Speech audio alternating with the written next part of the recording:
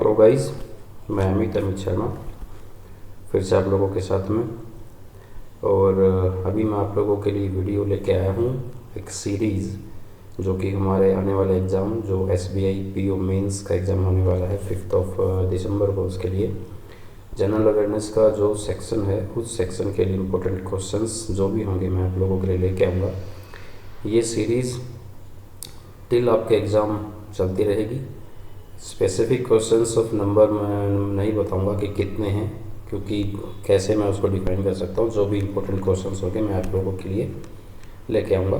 तो आप इस सीरीज़ को फॉलो कीजिए और इसमें आप लोगों को बैंकिंग, करंट बैंकिंग और financial awareness, current financial awareness और हिस्ट्री बेस्ड अगर कुछ होगा, जनरल अवेयरनेस में करंट बेस्ड हर टाइप का क्वेश्चन आप लोगों को मिलेगा जो हमारे एग्ज़ाम के लिए इम्पोर्टेंट है। और प्रीवियस जो एग्ज़ाम हुए हैं उनमें आप लोगों ने देखा होगा इस साल जो भी एग्ज़ाम्स हुए उनमें जनरल अवेयरनेस का जो सेक्शन है उसका लेवल काफ़ी हाई हो चुका है। तो उसी के अकॉर्डिंग ये क्वेश्चंस हम इस सीरीज़ में पढ़ेंगे। सारे क्वेश्चन उसी टाइप के आप लोगों के लिए लेके आऊँगा। कोशिश करूँगा कि कोई भी इन्फो ऐसी ना हो जो आप लोगों के लिए मिस हो, हमारे एग्ज़ाम के अकॉर्डिंग मिस हो, ऐसा मेरी कोशिश रहेगी इस टाइप से। और वीडियो स्टार्ट करने से पहले मैं आप लोगों से रिक्वेस्ट करूँगा कि आप मेरे टेलीग्राम चैनल को ज्वाइन कर लीजिए। जो टेलीग्राम पे आप लोगों को योर बैंकिंग मास्टर के नाम से ही मिलेगा। उसको ज्वाइन करने का फ़ायदा ये होगा कि इन वीडियोस की PDF आप लोगों को वहाँ पे मिलेगी। एंड इन केस अगर किसी दिन मैं वीडियो नहीं पोस्ट कर पा रहा हूँ, क्योंकि मैं प्राइवेट जॉब करता हूँ उस करके, तो उस दिन के भी क्वेश्चन आप लोगों को वहाँ से मिलेंगे। यानी आपको डेली बेसिस पे डेटा मिलता रहेगा, चाहे वीडियो पोस्ट हो रही हो या नहीं हो रही हो। तो आप प्लीज़ उस टेलीग्राम चैनल को ज्वाइन कर लीजिए जो योर बैंकिंग मास्टर के नाम से आप लोगों को मिलेगा। और इन क्वेश्चन में अगर आप लोगों का कोई भी डाउट रहता है, कोई आप लोगों को लग रहा है कि बेस किसी क्वेश्चन का नहीं पता, किसी का हिस्ट्री नहीं पता, कुछ भी ऐसा लग रहा है, तो आप मुझे कमेंट बॉक्स में बता सकते हैं। मैं वो चीज़ भी आप लोगों को दूंगा, उसका सॉल्यूशन करके आप लोगों को दूंगा। चलिए फिर स्टार्ट करते हैं आज की क्लास। और आज का फर्स्ट क्वेश्चन है आप लोगों के सामने, what was the purpose of मेरी माटी मेरा देश। आप लोगों को पता होगा प्रधानमंत्री नरेंद्र मोदी जी ने ये एक इनिशिएटिव लिया था जिसका नाम था मेरी माटी मेरा देश। तो ये कुछ क्वेश्चन में यही पूछा गया कि मेन पर्पज़ क्या था। तो पर्पज़ था to promote rural development and youth engagement. Rural development और उसके साथ में जो इंडिया की यूथ है उनको एंगेज किया जाए इंडिया की डेवलपमेंट के लिए। तो उसको नाम दे दिया गया मेरी माटी मेरा देश। यहाँ से कुछ एक खास पॉइंट हैं जो हम लोगों को पढ़ने हैं हमारे एग्ज़ाम के अकॉर्डिंग। फर्स्ट ऑफ ऑल आप लोगों को याद रखना है पर्पज़ एग्ज़ाम में पूछा जाएगा, पूछा जाता है, पूछा जा चुका है।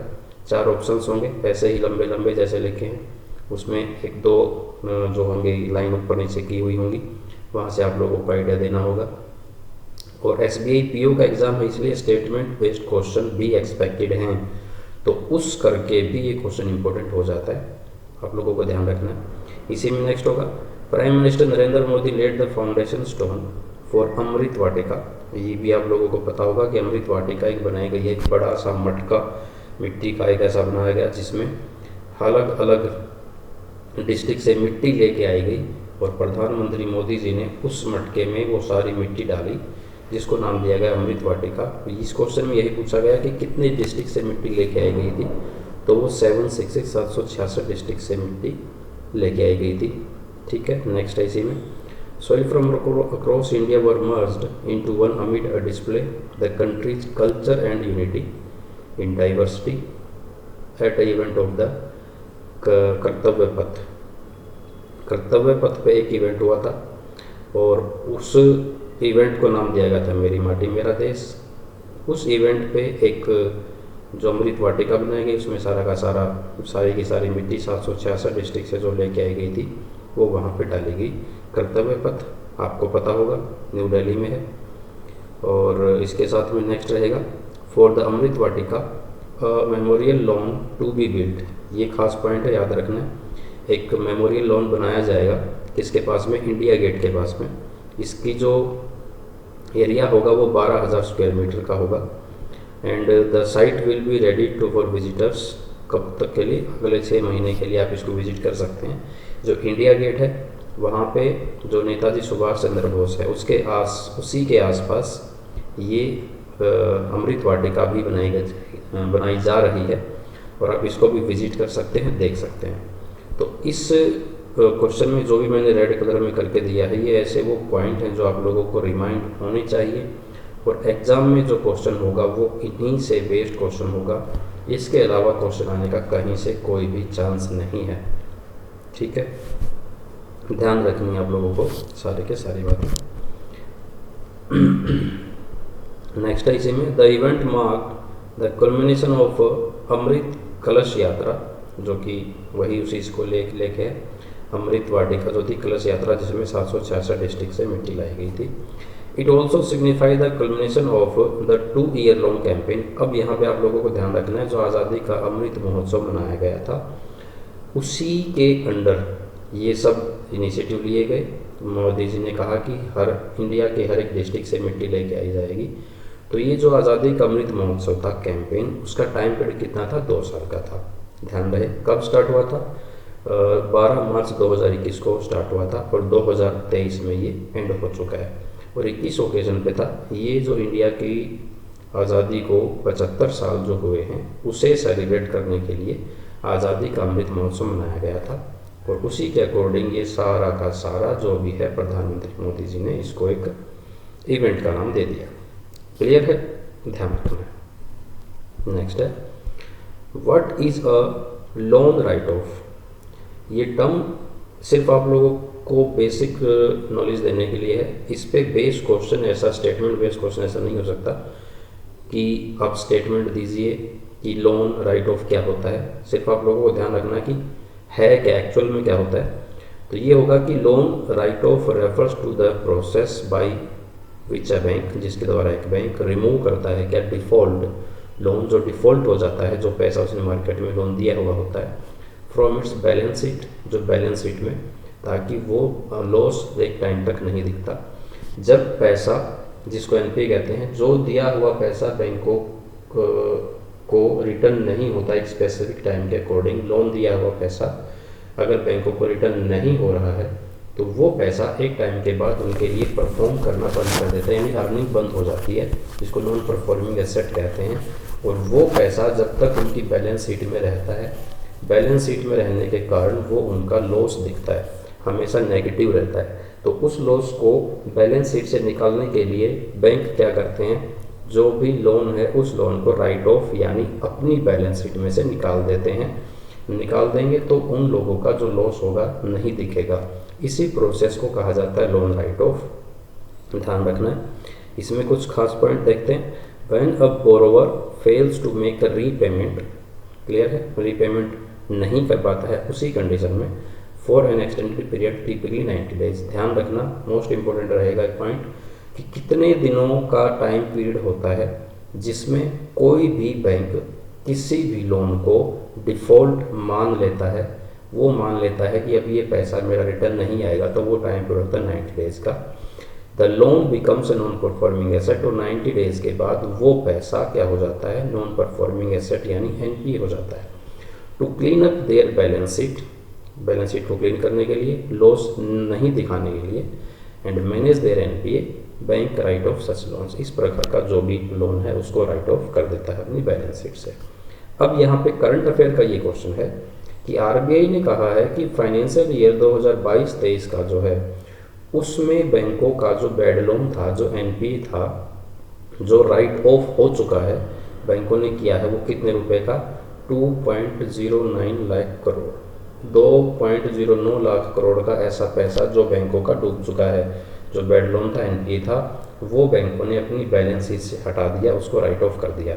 और उसी के साथ में टोटल 10.57 लाख करोड़ ऐसा पैसा है जो अब तक पीछे के 5 साल में बैंकों ने राइट ऑफ किया है। वो पैसा बैंकों का डूब चुका है।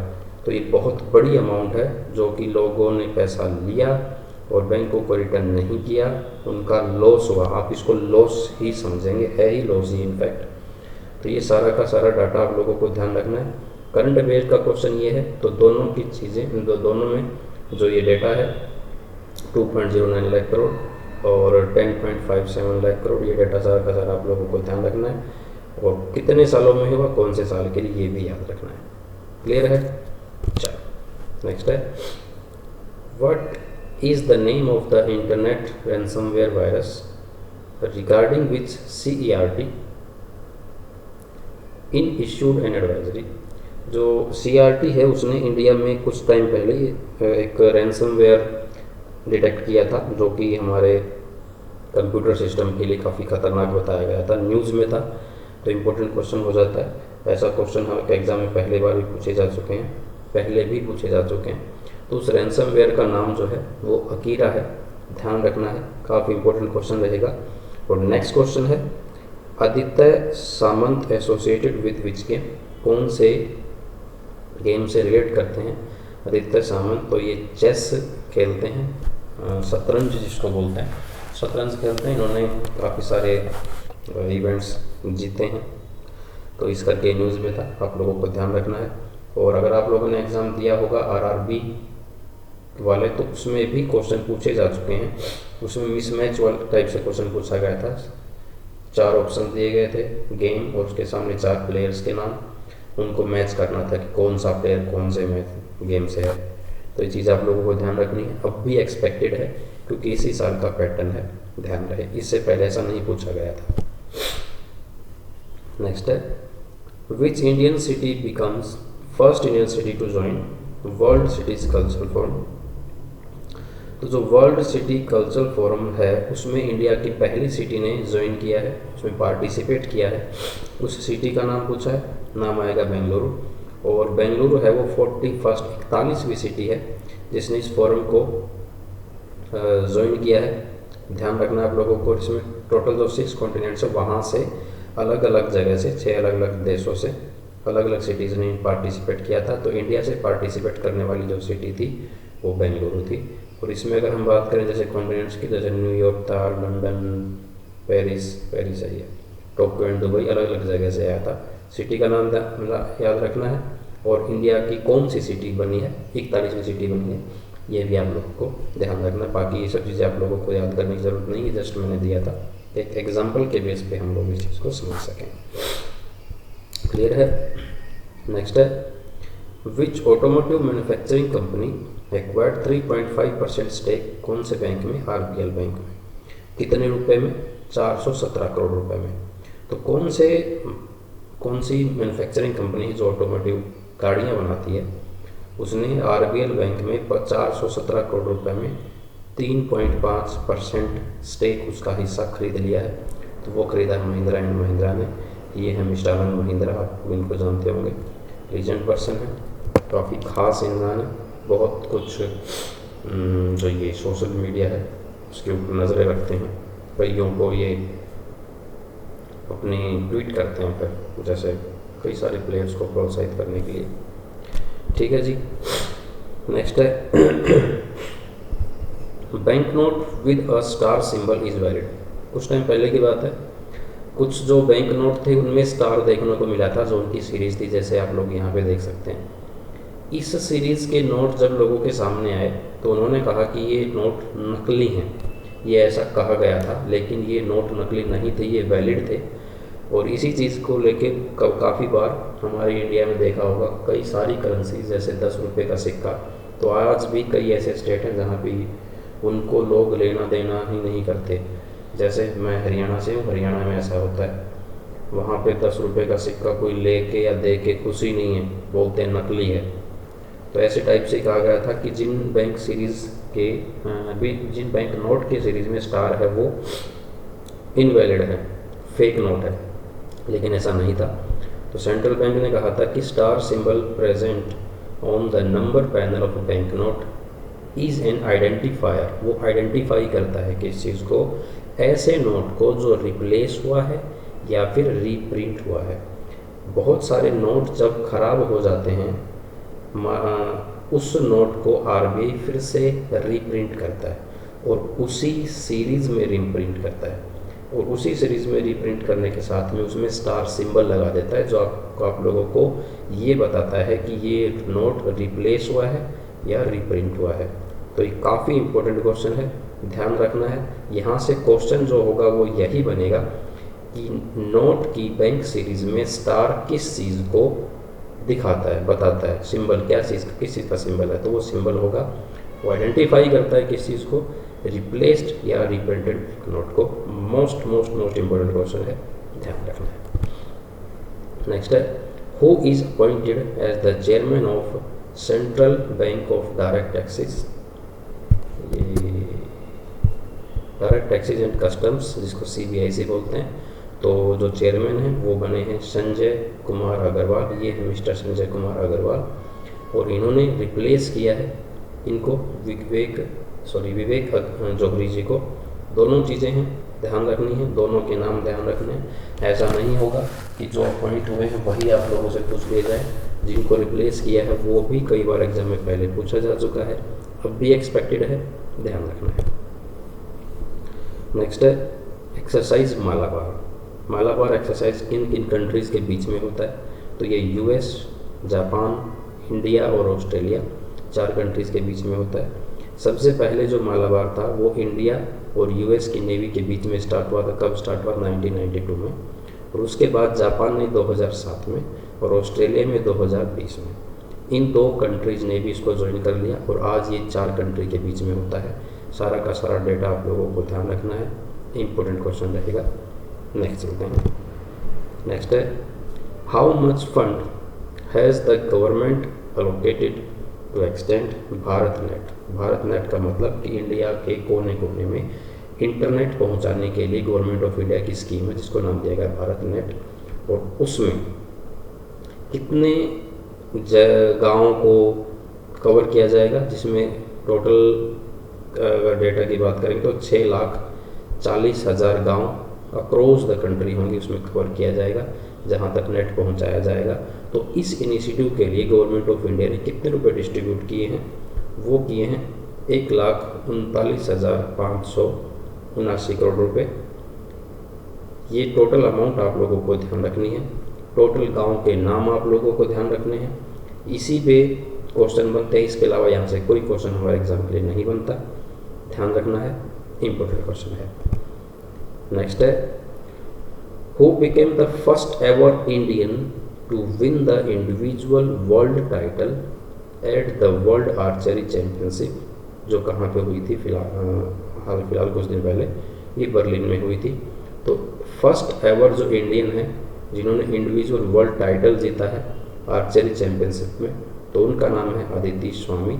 ये वो लड़की हैं अदिति स्वामी जो आप लोगों के सामने, जिन्होंने पहली बार इंडिया में ऐसा वर्ल्ड टाइटल जीता है, individual world title. Important question रहेगा, ध्यान रखना है। नेक्स्ट है, how many subscribers are enrolled under Atal pension Yojana. ऐसा क्वेश्चन अभी ये RRB एग्जाम में था कि IBPS में था, आई डोंट नो, ध्यान नहीं है मुझे अभी। तो उसमें भी क्वेश्चन पूछा जा चुका है कि किसी स्कीम से रिलेटेड क्वेश्चन था कि उसमें कितने सब्सक्राइबर एनरोल हुए हैं, ऐसा क्वेश्चन पूछा था। तो जो अटल पेंशन योजना थी उसमें 5.33 करोड़ अब तक सब्सक्राइबर जो हैं वो एनरोल हो चुके हैं। अब इसके साथ में कुछ एक्स्ट्रा इन्फॉर्मेशन, ये स्कीम लॉन्च कब हुई थी, तो ये 9 मई 2015 को लॉन्च हुई थी, और ऑपरेशनलाइज कब हुई थी, ये 1 जून 2015 को हुई थी। इस स्कीम को ज्वाइन करने के लिए मिनिमम एज 18 वर्ष होनी चाहिए और मैक्सिमम 40 वर्ष तक इसको ज्वाइन कर सकते हैं, और 60 साल की उम्र होने के बाद में एक स्पेसिफिक आप लोगों को पेंशन मंथली मिलेगी। ये इस स्कीम का फंडा है। अनऑर्गेनाइज सेक्टर के लिए था, जैसे गवर्नमेंट जॉब पे अगर कोई है, गवर्नमेंट डिपार्टमेंट में है, तो उन लोगों को पेंशन मिलती है। कोई भी इंडिविजुअल जो गवर्नमेंट जॉब नहीं है, प्राइवेट है, चाहे वो कोई रेहड़ी वाला है, वो इस स्कीम को ज्वाइन करेगा तो उसे भी आफ्टर 60 ईयर्स जब वो होगा 60 साल का, तो उसको एक स्पेसिफिक अमाउंट की पेंशन मिलेगी। तो उन सब के लिए स्कीम लॉन्च की गई थी। इम्पोर्टेंट क्वेश्चन है, ध्यान रखना है। नेक्स्ट है, name the actress who was honored with the Diversity in Cinema Award at the Indian Film Festival जो मेलबर्न में हुआ था 2023 में। तो ये अवार्ड जो मिला था वो मृणाल ठाकुर को मिला था। ये वो मृणाल ठाकुर हैं, आप लोग इनको जानते होंगे। इंपॉर्टेंट क्वेश्चन रहेगा, ध्यान रखना है। नेक्स्ट है, which state back the best performing state award 2023 cadaver organ donation में। तो कैडवर ऑर्गन डोनेशन में बेस्ट परफॉर्म करने वाला स्टेट का अवार्ड किस स्टेट को मिला है, वो तमिलनाडु को मिला है। और कैडवर ऑर्गन डोनेशन में जैसे एक डेथ हो जाती है किसी इंसान की, तो वो अपने ऑर्गन डोनेट कर सकता है।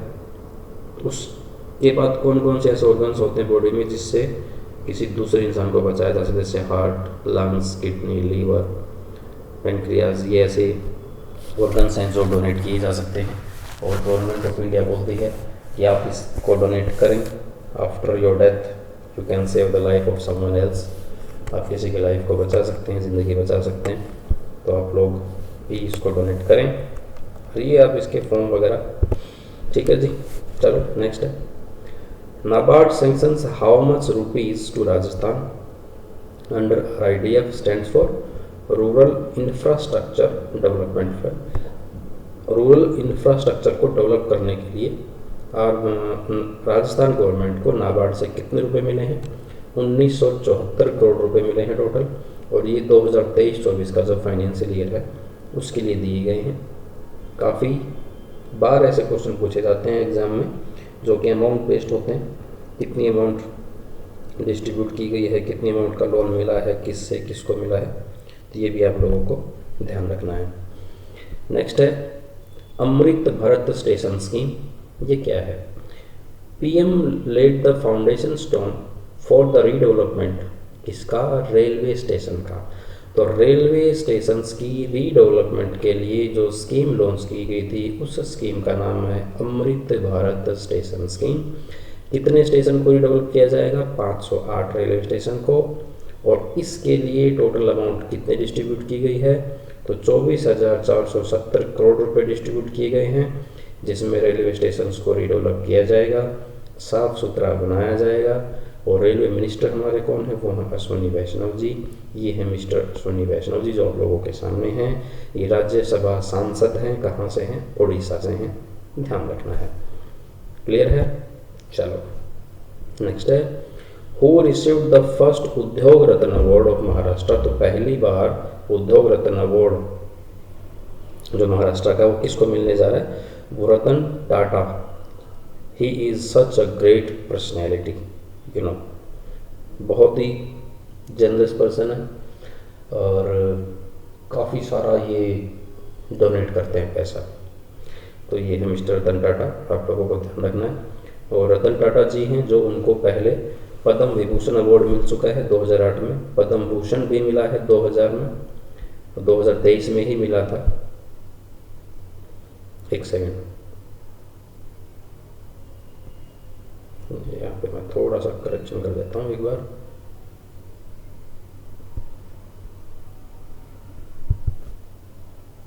जस्ट अ सेकेंड, ठीक है। और इनको ऑस्ट्रेलिया का एक ऑनर है जिसको बोलते हैं ऑफिसर ऑफ द ऑर्डर, ये अवार्ड भी मिल चुका है, ध्यान रखना है, काफ़ी इंपॉर्टेंट क्वेश्चन रहेगा। नेक्स्ट है, amalgamation of Navnirman cooperative urban bank, किसके साथ में, राजधानी कोऑपरेटिव अर्बन बैंक के साथ में। RBI ने प्रूव किया है कि ये दोनों कोऑपरेटिव बैंक आपस में मर्ज हो सकते हैं। अब ये मर्ज तो हो गए, ठीक है। फर्स्ट ऑफ ऑल तो आप लोगों को इन दोनों के नाम याद रखने हैं, कौन सी कोऑपरेटिव में मर्ज होने जा रही है। दूसरा मोस्ट इंपॉर्टेंट क्वेश्चन जो रहेगा वो होगा कि ये जो मर्जिंग होती है ये कौन से एक्ट को फॉलो करके होती है। तो इसके लिए जो सेक्शन होता है वो सब सेक्शन 4 ऑफ सेक्शन 44 है और उसके साथ में सेक्शन 44A और सेक्शन 56 दोनों सेक्शन को फॉलो करके, रूल रेगुलेशन को फॉलो करके मर्ज किया जाता है। और ये सेक्शन कौन से एक्ट के अंडर आते हैं, ये बैंकिंग रेगुलेशन एक्ट जिसको BRA एक्ट बोलते हैं 1949, इस एक्ट के अंडर सारे रूल्स एंड रेगुलेशंस लिखे हुए हैं। जिनको फॉलो करके किसी भी बैंक को अमेलगमेशन मर्ज कर दिया जाता है। मोस्ट इम्पोर्टेंट रहेगा, ध्यान रखना है। नेक्स्ट है, as per SEBI's guidelines market infrastructure institution, जिसको MII कहते हैं, स्टॉक एक्सचेंज है, क्लियरिंग कॉरपोरेशन है, या फिर कोई भी डिपॉजिटरीज हैं। सेबी ने कहा है कि जो मार्केट इंफ्रास्ट्रक्चर इंस्टीट्यूशन है, स्टॉक एक्सचेंज हैं, या फिर क्लियरिंग कॉरपोरेशन है, या फिर डिपॉजिटर्स है, are required to conduct a comprehensive cyber audit at least 2 बार किसी भी फाइनेंशियल ईयर में। SBI ने बोल दिया है कि जो भी MII, stock exchange, clearing corporation, depositor हैं, उन सबको 1 साल में साइबर ऑडिट करना होगा, कम से कम 2 बार हर 1 साल में। इम्पोर्टेंट डेटा रहेगा, ध्यान रखना है। नेक्स्ट है, recently which housing financial company has partnered with IFSC to promote, किसके लिए? Green affordable housing finance in India. Green affordable housing finance को प्रमोट करने के लिए इंडिया की किसी हाउसिंग फाइनेंस कंपनी ने IFSC के साथ टाई अप किया है, तो उसका नाम पूछा है। नाम आएगा Shri Ram housing finance limited. और IFSC जो है वो वर्ल्ड बैंक के एक मेंबर है, जिसको बोलते हैं इंटरनेशनल फाइनेंशियल फाइनेंस कॉरपोरेशन, यानी वर्ल्ड बैंक की एक आर्म है IFSC, जो कि काम करती है ग्रीन अफोर्डेबल हाउसिंग के लिए, ध्यान रखना है। उसके साथ में ये जो सारा फंड टाई अप हुआ है, इस टाई अप को यूरोपियन यूनियन फंड कर रही है। European union is funding this collaboration through the ACSIIS programme. Programme का नाम है ACSIIS, stands for accelerating climate smart and inclusive infrastructure in South Asia. Abbreviation भी एग्जाम में पूछी जाती है, ध्यान रखना है, मोस्ट इम्पोर्टेंट रहेगा। क्लियर है जी। और अगर हम बात करते हैं रवि सुब्रमण्यम, जो आप लोगों के सामने हैं, ये मैनेजिंग डायरेक्टर एंड CEO हैं किसके? Shriram housing finance limited company के। ध्यान रखना है, सारे की सारी मोस्ट इम्पोर्टेंट क्वेश्चंस रहेंगे।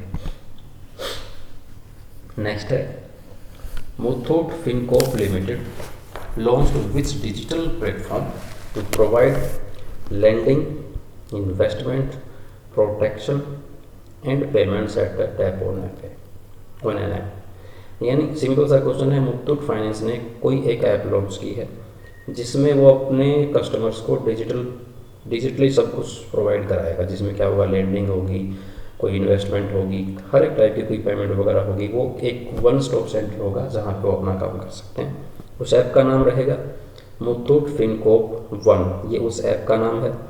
और चंदन खेतान जो हैं वो CEO हैं मुथूट फिनकॉर्प वन के, ये हैं मिस्टर चंदन खेतान। आप लोगों को ध्यान रखना है, इंपॉर्टेंट क्वेश्चन रहेगा। अगेन आप इस ऐप का नाम कंप्लीट याद रखें, मुथूट फिनकॉर्प वन, क्योंकि एग्ज़ाम में बहुत बार ऐसा होता है, थोड़ा सा कुछ फ़र्क करके ऑप्शंस दे दिए जाते हैं जिनमें कन्फ्यूजन हो ही जाता है, डेफिनेटली होता है। तो आप लोगों को सही तरीके से इसका पूरा नाम याद होना चाहिए। नेक्स्ट है, which fintech firm announced its foray into stock broking with the launch of its own stock broking platform, जिसका नाम है Share.Market। तो कोई फिनटेक फर्म है जो स्टॉक मार्केट में एंट्री करने जा रही है, सिंपल सा क्वेश्चन है। और उसने जो प्लेटफॉर्म का नाम रखा है उसका नाम है Share.Market। तो ये Share.Market ब्रोकिंग प्लेटफॉर्म किस फिनटेक फर्म ने लॉन्च किया है? सिंपल साधारण सा क्वेश्चन है। वो किया है फ़ोनपे ने, सब लोग जानते हो UPI ऐप है। अब आप इस ऐप से शेयरिंग स्टॉक एक्सचेंज में अभी एंट्री कर सकते हो, शेयरिंग परचेजिंग कर सकते हो, सेलिंग परचेजिंग कर सकते हो, ठीक है। और उज्ज्वल जैन जो हैं वो CEO हैं Share.Market के, ये है मिस्टर उज्ज्वल जैन, आप लोगों को ध्यान रखना है। नेक्स्ट है, which bank launched a mobile application based on the GST Sahay scheme. एक स्कीम है जिसका नाम है GST सहाय स्कीम। ये कौन से बैंक, इस स्कीम के अंडर कौन से बैंक ने एक मोबाइल ऐप लॉन्च की है जो क्या करेगी, end to end digital product under which lending lend करेगी। अगर किसी भी समझो MSME को लोन चाहिए तो वो MSME GST सहाय स्कीम के अंडर लोन लेना चाहे तो उसे लोन मिलेगा। तो उसके लिए एक स्पेशल मोबाइल ऐप लॉन्च की है किसी बैंक ने, उस बैंक का नाम आप लोगों से पूछा है, तो बैंक आएगा PNB। With this integration PNB has become the first public sector bank to facilitate frictionless credit flow. Clear है? ध्यान रखना किस टाइप का फ्रिक्शनलेस जो भी क्रेडिट होते हैं उस टाइप के, मतलब फ्रिक्शनलेस क्रेडिट अब MSME को बहुत ही सिंपल तरीके से लोन मिलेगा और वो लोन PNB देगा। PNB GST सहाय ऐप, ये उस ऐप का नाम बता दिया मैंने आपको पहले ही। Make the entire loan process digitise, सारी की सारी प्रोसेस डिजिटल है जिसमें किसी भी कागज़ पत्तर का प्रयोग नहीं होगा। आप लोग घर बैठे इस ऐप को यूज़ करके लोन के लिए अप्लाई कर सकते हैं। वो लोन आप लोगों को टाइमली मिलेगा, जल्दी मिलेगा, डिजिटली मिलेगा। इंपॉर्टेंट क्वेश्चन रहेगा, ध्यान रखना है। दो चीज़ें यहाँ से बन सकती हैं, पहले तो उस ऐप का नाम, दूसरा उस बैंक का नाम। तीसरा अगर हुआ तो ये हो सकता है कि किसको बेनिफिट देने के लिए है, तो ये MSME के लिए रहेगा। ध्यान रखना आप लोगों को। नेक्स्ट है, विच पेट्रोलियम कंपनी रोप्ड इन सेलिब्रिटी शेफ, कौन है? संजीव कपूर। जानते हो क्या आप इनको? इनको बोला जाता है कि ये बहुत अच्छा खाना बनाते हैं, शेफ है तो बनाएंगे। तो ये क्या हुआ है, इनको ब्रांड एम्बेसडर बना दिया गया है किसी पेट्रोलियम कंपनी के द्वारा। यही आप लोगों से पूछा है, तो उस कंपनी का नाम रहेगा इंडियन ऑयल कॉरपोरेशन लिमिटेड, जिसने संजीव कपूर को अपना ब्रांड एम्बेसडर बनाया है। क्लियर है? चलो नेक्स्ट है, which company had acquired 35.47% 35.47% stake in Ratnagiri gas and power में उन्होंने परचेज किया है हाल फिलहाल। तो इसका नाम आएगा NTPC। NTPC ने 35.47% जो स्टेक है वो रत्नागिरी गैस पावर में परचेज किया है। अब ये तो हुआ करंट का क्वेश्चन, करंट वैसे करंट का ही है, लेकिन इसके साथ में एक चीज़ और थी कि जो CCI है उसने NTPC पे 40 लाख रुपए का क्या किया है, उन्होंने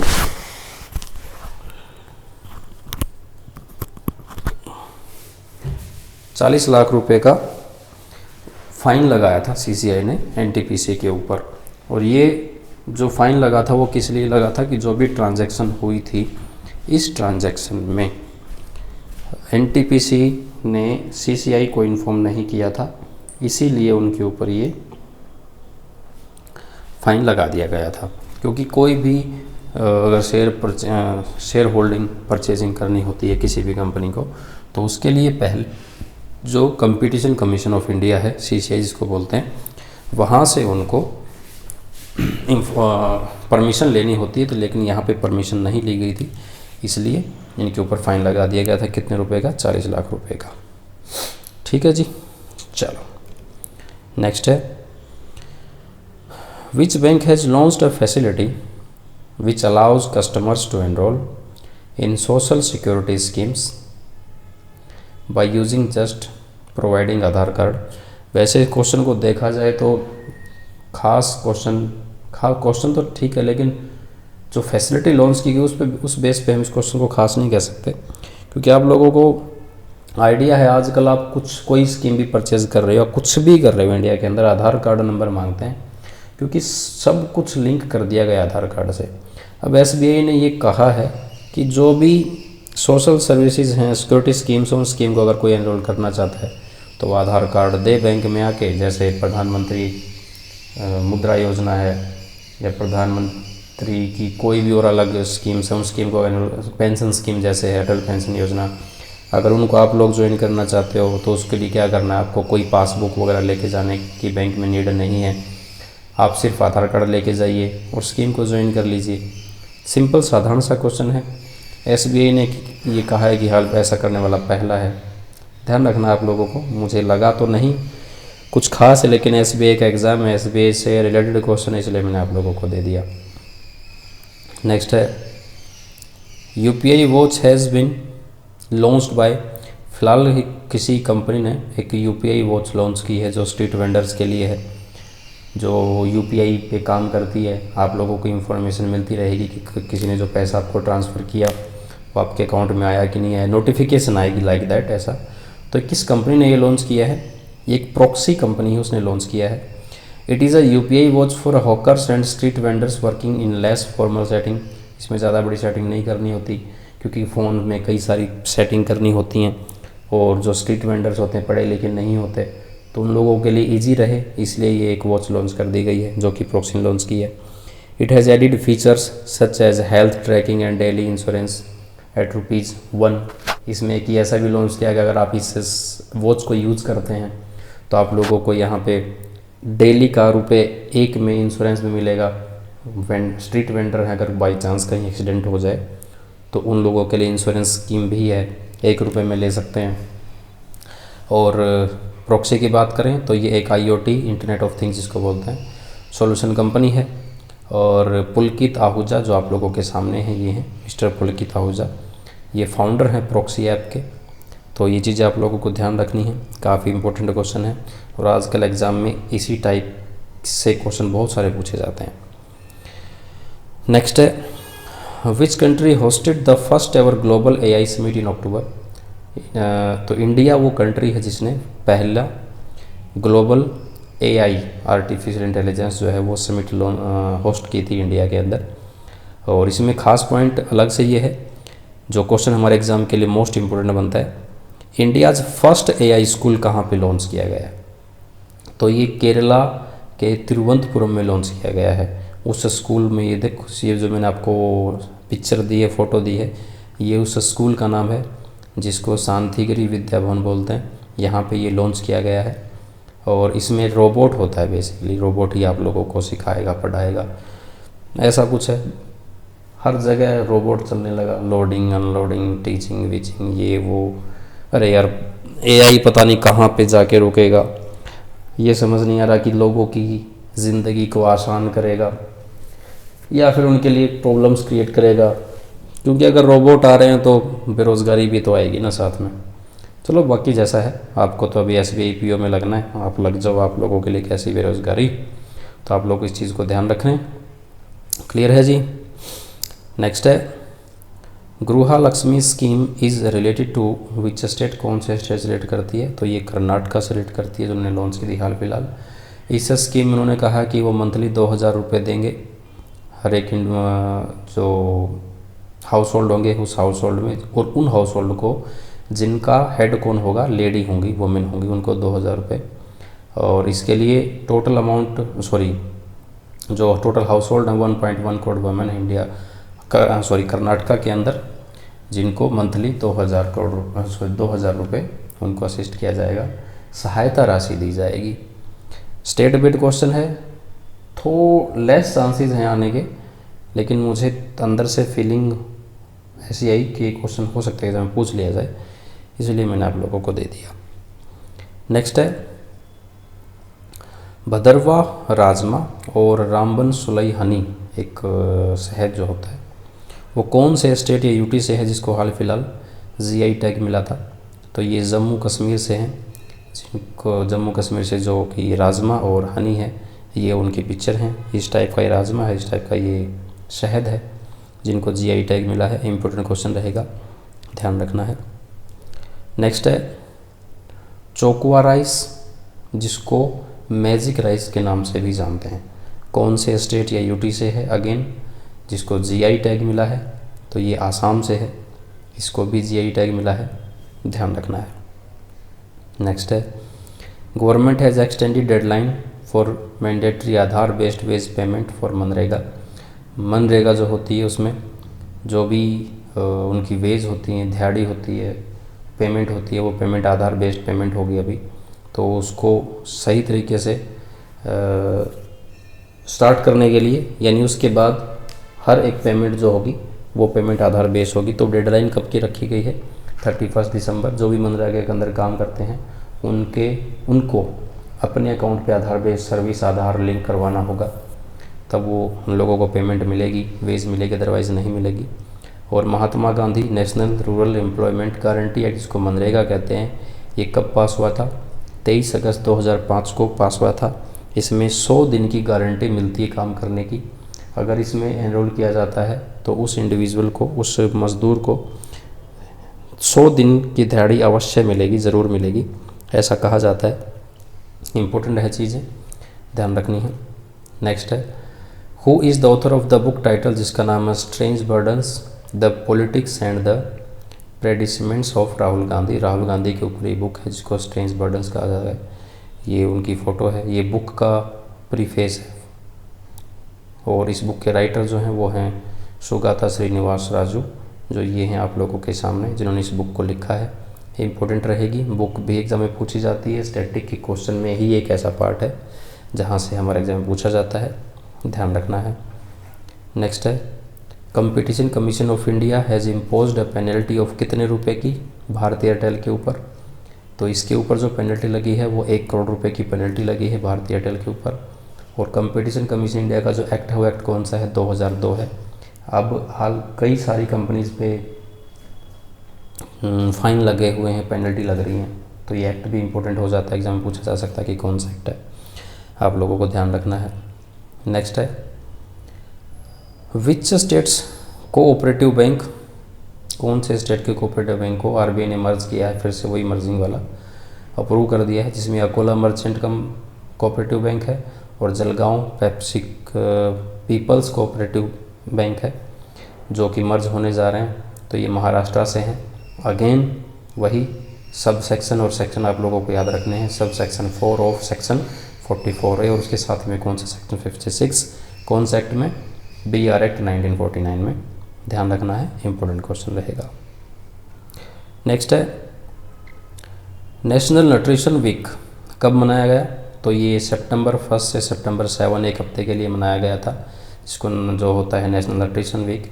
और इस टाइम की जो थीम थी वो थीम थी healthy diet going affordable for all.